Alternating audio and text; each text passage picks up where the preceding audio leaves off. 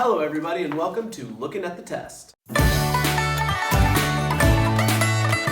Alright, so first off, this test is going to cover a lot of different stuff, and it's very much like the actual AP Human Geography test. It's a grab bag of stuff. There's a lot of different stuff in here to choose from. There's not necessarily one big idea that's going to focus on like latitude and longitude or population pyramids. It's a bunch of different stuff. So make sure that you're paying attention and make sure that you're looking at that study guide that you got in class.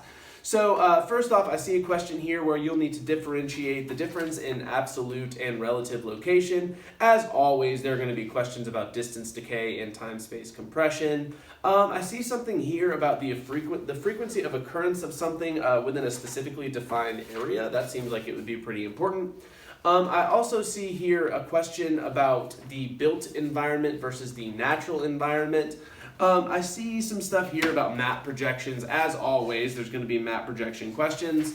I see another question here. This one looks like it could be either a map projection question or a question about population density, maybe arithmetic density, maybe physiological or agricultural density. Those seem like they'd be pretty darn important.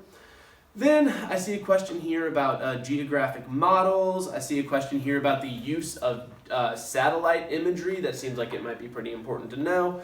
I see a question here that is about different types of data. Maybe it's qualitative, maybe it's quantitative. I see a question here about geotagging.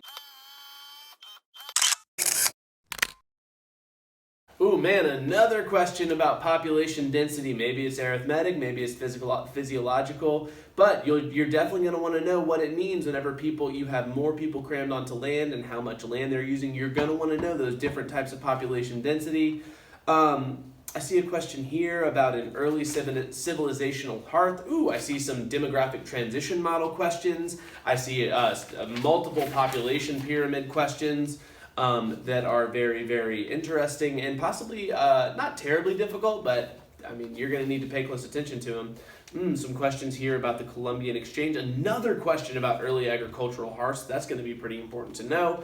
I also see a question about maybe carrying capacity and the ability to actually farm land. Now, I see a question about the differences in subsistence farming, small-scale farming, and agribusiness.